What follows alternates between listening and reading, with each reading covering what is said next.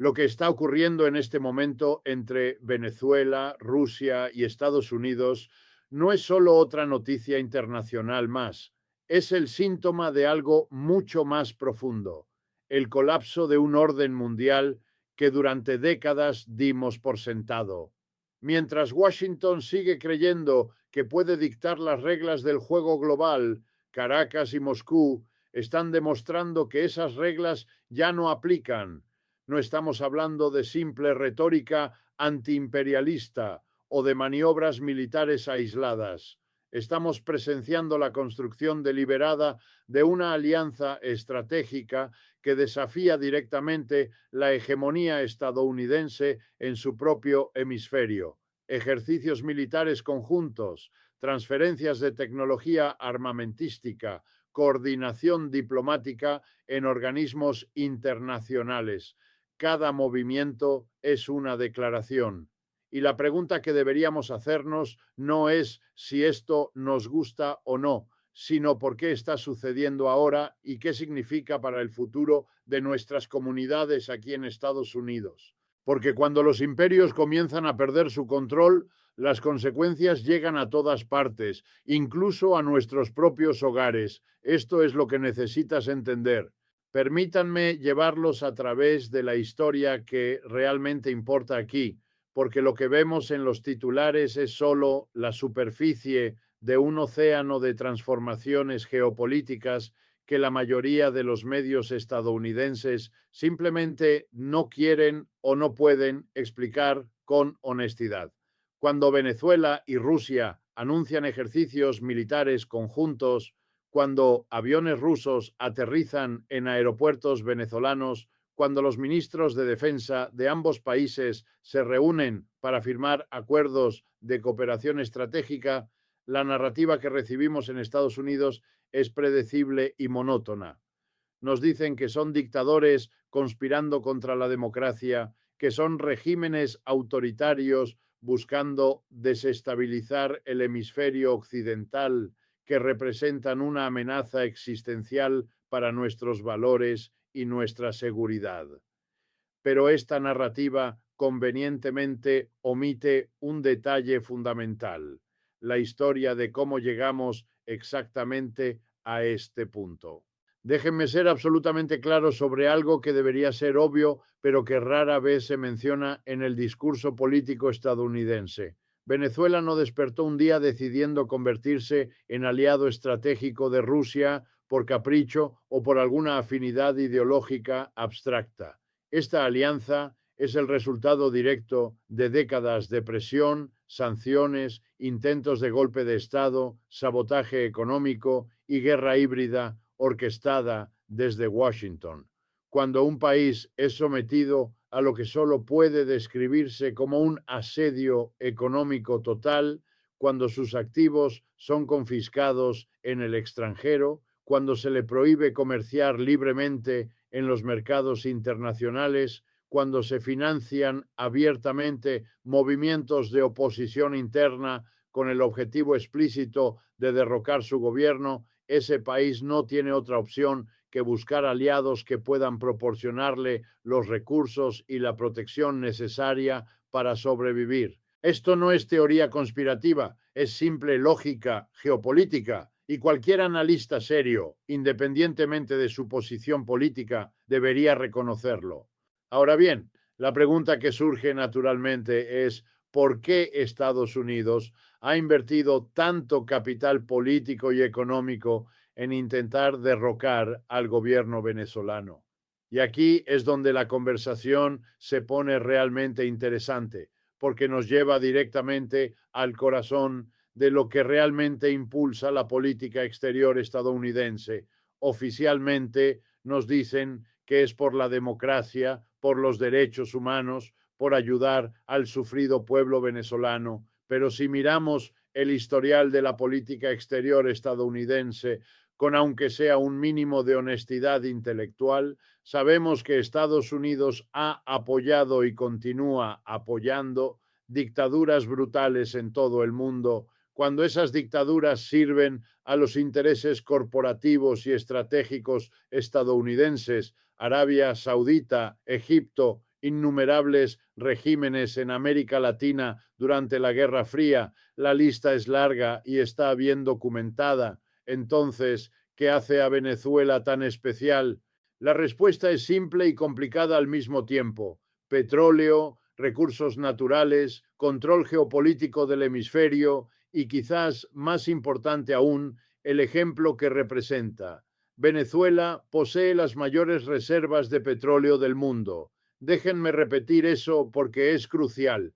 Las mayores reservas probadas de petróleo del planeta están en territorio venezolano. También tiene enormes depósitos de oro, diamantes, coltán y otros minerales estratégicos esenciales para la industria tecnológica moderna. Durante décadas, estas riquezas fluyeron libremente hacia corporaciones estadounidenses y europeas bajo gobiernos que, independientemente de su etiqueta formal democrática o autoritaria, permitían que el grueso de las ganancias saliera del país mientras la población vivía en pobreza. Cuando Hugo Chávez llegó al poder e implementó políticas que intentaban redirigir parte significativa de esas riquezas hacia programas sociales internos, hacia educación, salud, vivienda para los sectores más pobres de la sociedad venezolana, eso representó una amenaza no solo económica, sino ideológica para el modelo que Estados Unidos ha promovido en América Latina durante más de un siglo. Y aquí llegamos a un punto que es absolutamente fundamental para entender la dinámica actual. El modelo económico que Estados Unidos ha impuesto o intentado imponer en América Latina desde hace décadas se basa en principios muy específicos. Apertura total de mercados a corporaciones extranjeras, privatización de industrias estratégicas, reducción del papel del Estado en la economía, desregulación financiera y, fundamentalmente, garantizar que los recursos naturales estén disponibles para extracción y exportación a precios favorables para las economías del norte global.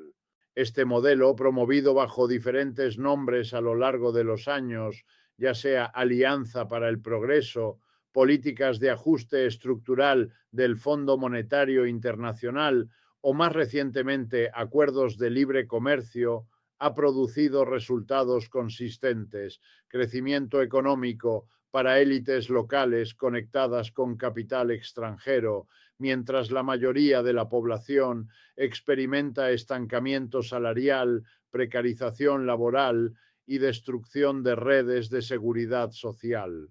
Cuando Venezuela bajo Chávez y posteriormente Maduro intentó seguir un camino diferente, cuando nacionalizó industrias clave, cuando implementó controles de capital, cuando estableció programas sociales financiados directamente por ingresos petroleros, no estaba simplemente tomando decisiones de política doméstica. Estaba desafiando toda la arquitectura del sistema económico hemisférico que Estados Unidos había construido cuidadosamente durante generaciones. Y ese desafío no podía ser tolerado, no porque Estados Unidos tenga alguna preocupación genuina por el bienestar del pueblo venezolano, sino porque el éxito de un modelo alternativo en Venezuela podría inspirar movimientos similares en otros países de la región. De hecho, durante un tiempo lo hizo con el surgimiento de gobiernos progresistas en Bolivia, Ecuador, Argentina, Brasil, Nicaragua y otros países que buscaban diversos grados de autonomía económica y política frente a Washington. La respuesta de Estados Unidos ha sido multifacética y sofisticada. Las sanciones económicas contra Venezuela han sido devastadoras, mucho más efectivas en causar sufrimiento a la población civil que en debilitar al gobierno. Y esto no es accidental. Existe una larga historia de uso de sanciones económicas como arma de guerra por parte de Estados Unidos, desde Cuba hasta Irak, desde Irán hasta Corea del Norte, y el patrón es consistente. Las sanciones no logran el cambio de régimen declarado como su objetivo, pero sí logran empobrecer a la población, crear escasez, generar migración masiva y proporcionar evidencia conveniente de que el sistema económico del país sancionado no funciona. Es una estrategia cínica, pero efectiva de crear las condiciones para el colapso interno mientras se mantiene negación plausible de responsabilidad por el sufrimiento humano resultante. Entonces, ¿dónde entra Rusia en esta ecuación? Para entender la relación Venezuela-Rusia, necesitamos entender primero los propios intereses estratégicos de Rusia en el escenario global actual, desde el colapso de la Unión Soviética en 1991. Rusia ha experimentado lo que muchos analistas rusos describen como una humillación histórica. La promesa occidental de que la integración de Rusia en el orden económico global traería prosperidad y respeto resultó ser en gran medida vacía. En cambio, lo que Rusia experimentó fue una década catastrófica de los 90, con privatizaciones salvajes, colapso económico y pérdida dramática de influencia geopolítica. La expansión de la OTAN hacia el este, incorporando antiguos estados soviéticos y aliados, fue vista en Moscú no como un proceso democrático natural, sino como un cercamiento estratégico deliberado. Cuando Vladimir Putin consolidó poder en Rusia a principios de los 2000, uno de sus objetivos centrales fue restaurar lo que él considera el estatus legítimo de Rusia como potencia global. Esto no significa necesariamente recrear la Unión Soviética o expandirse territorialmente de manera ilimitada, aunque ciertamente incluye mantener una esfera de influencia en lo que Rusia considera su vecindario cercano. Más fundamentalmente, significa desafiar el orden unipolar donde Estados Unidos actúa como única superpotencia capaz de intervenir militarmente en cualquier parte del mundo, imponer sanciones económicas a voluntad y determinar las reglas del comercio y finanzas internacionales. Para Rusia, cada aliado que puede cultivar fuera de la órbita estadounidense, cada base militar que puede establecer o cada acuerdo de cooperación estratégica que puede firmar representa un paso hacia un orden mundial multipolar donde el poder está distribuido entre varios centros en lugar de concentrado en Washington. Venezuela representa para Rusia una oportunidad extraordinaria precisamente porque está geográficamente ubicada en lo que Estados Unidos ha considerado tradicionalmente su patio trasero. La doctrina Monroe de 1823 estableció que el hemisferio occidental estaba esencialmente bajo protección y control estadounidense. Durante casi 2 siglos, Estados Unidos ha intervenido repetidamente en América Latina para mantener ese control. Guatemala en 1954, Cuba en 1961, República Dominicana en 1965, Chile en 1973, Granada en 1983, Panamá en 1989, Haití múltiples veces, y la lista continúa sin mencionar las innumerables operaciones encubiertas, los golpes de Estado apoyados indirectamente y las intervenciones económicas. Para Rusia, establecer presencia militar y lazos estratégicos profundos con Venezuela no es simplemente sobre acceso a recursos o mercados, aunque esos factores importan. Es fundamentalmente sobre demostrar que el hemisferio occidental ya no es dominio exclusivo estadounidense, que las reglas del juego geopolítico han cambiado. Los ejercicios militares conjuntos entre Venezuela y Rusia que hemos visto en años recientes no son eventos triviales o simbólicos. Involucran bombarderos estratégicos rusos capaces de portar armas nucleares realizando vuelos de largo alcance hasta Venezuela, buques de guerra rusos atracando en puertos venezolanos, entrenamiento conjunto de fuerzas terrestres, intercambio de inteligencia y transferencia de tecnología militar incluyendo sistemas de defensa aérea avanzados. Todo esto ocurre a menos de 2.000 kilómetros de la costa de Florida. Imaginen por un momento si la situación fuera inversa. Imaginen si Estados Unidos estuviera realizando ejercicios militares masivos con un aliado en la frontera de Rusia, si estuviera desplegando bombarderos estratégicos y sistemas de misiles en países vecinos a Rusia. Oh, esperen, no necesitamos imaginarlo porque eso es exactamente lo que Estados Unidos ha estado haciendo durante décadas con la expansión de la OTAN, con bases militares rodeando Rusia, con sistemas de defensa antimisiles en Polonia y Rumania. La diferencia es que cuando Estados Unidos lo hace, se llama promoción de la democracia y defensa colectiva. Cuando Rusia hace algo comparable, se llama agresión y amenaza a la seguridad internacional. Esta no es una defensa de Putin o del sistema político ruso, es simplemente una observación sobre la extraordinaria hipocresía que caracteriza el discurso de política exterior estadounidense. Si vamos a tener una conversación honesta sobre lo que está ocurriendo entre Venezuela, Rusia y Estados Unidos, necesitamos abandonar la fantasía de que Estados Unidos es un actor benevolente promoviendo democracia y derechos humanos, mientras Rusia y Venezuela son simplemente fuerzas del mal conspirando contra el orden internacional. La realidad es que estamos presenciando un choque entre imperios y esferas de influencia, donde todos los actores principales están motivados fundamentalmente por intereses estratégicos, económicos y geopolíticos, y donde la retórica sobre valores democráticos es mayormente eso, retórica conveniente para justificar acciones que de otro modo serían difíciles de vender a poblaciones domésticas. Para las comunidades hispanas aquí en Estados Unidos, esta situación tiene implicaciones muy concretas que van más allá de debates abstractos de política internacional. Primero, las sanciones económicas contra Venezuela han contribuido directamente a la crisis migratoria que ha visto a millones de venezolanos huir de su país en años recientes.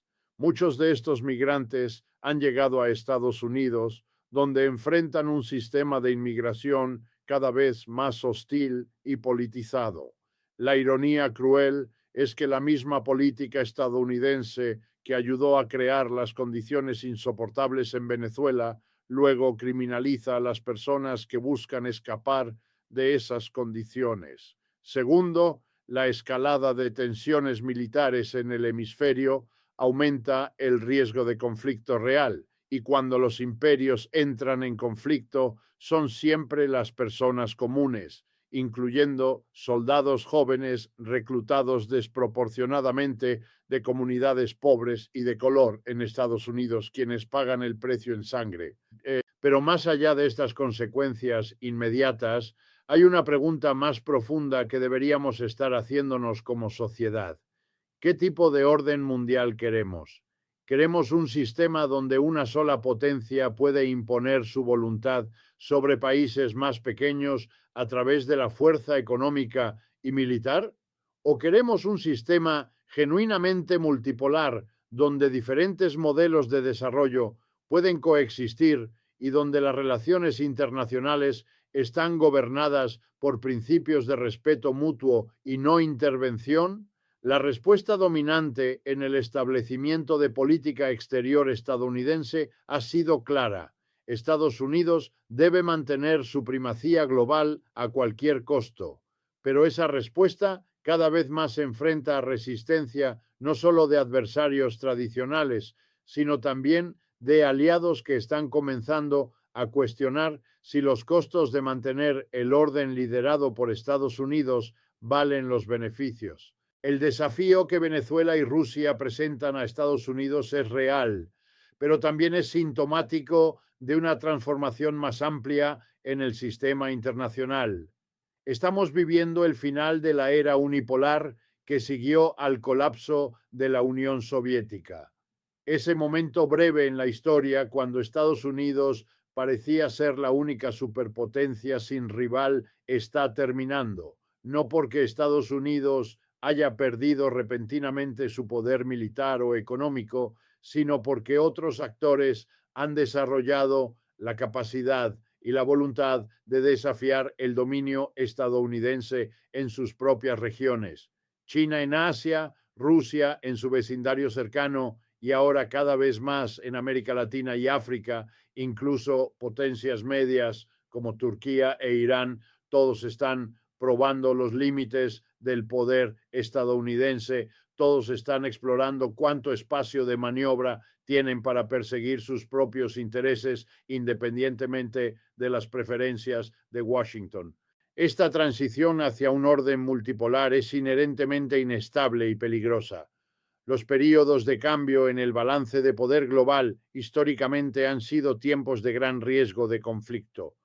Cuando una potencia establecida siente que su posición está siendo amenazada y cuando potencias ascendentes sienten que tienen la capacidad de desafiar el status quo, las oportunidades para cálculos erróneos, escaladas accidentales y confrontaciones directas se multiplican. No estoy siendo alarmista al señalar esto. Simplemente estoy observando patrones históricos claros. La transición del poder británico al estadounidense en la primera mitad del siglo XX requirió dos guerras mundiales devastadoras. La competencia entre Estados Unidos y la Unión Soviética casi resultó en holocausto nuclear en múltiples ocasiones. No hay garantía de que la transición actual hacia multipolaridad será pacífica o manejable. Y sin embargo, también hay oportunidades en este momento de transformación. Si pudiéramos dejar de lado la arrogancia imperial que asume que Estados Unidos tiene el derecho divino de dominar el hemisferio occidental y el mundo, si pudiéramos reconocer que otros países tienen intereses legítimos y derecho a determinar sus propios caminos de desarrollo, si pudiéramos construir sistemas de cooperación internacional basados en igualdad genuina en lugar de subordinación disfrazada, entonces quizás este periodo de transición podría llevarnos a un orden global más justo y sostenible. Pero eso requeriría una transformación fundamental no solo en política exterior estadounidense, sino en la forma en que Estados Unidos se concibe a sí mismo y su papel en el mundo. Lo que está sucediendo entre Venezuela, Rusia y Estados Unidos es entonces mucho más que una disputa bilateral o una alianza táctica. Es un microcosmos de las luchas más grandes que definirán las relaciones internacionales en las próximas décadas. Es sobre si el modelo de desarrollo neoliberal promovido por instituciones financieras internacionales dominadas por Occidente es el único camino posible, o si países pueden explorar alternativas. Es sobre si Estados Unidos puede aceptar límites a su poder o si intentará mantener dominación hegemónica incluso cuando los costos de hacerlo se vuelvan insostenibles.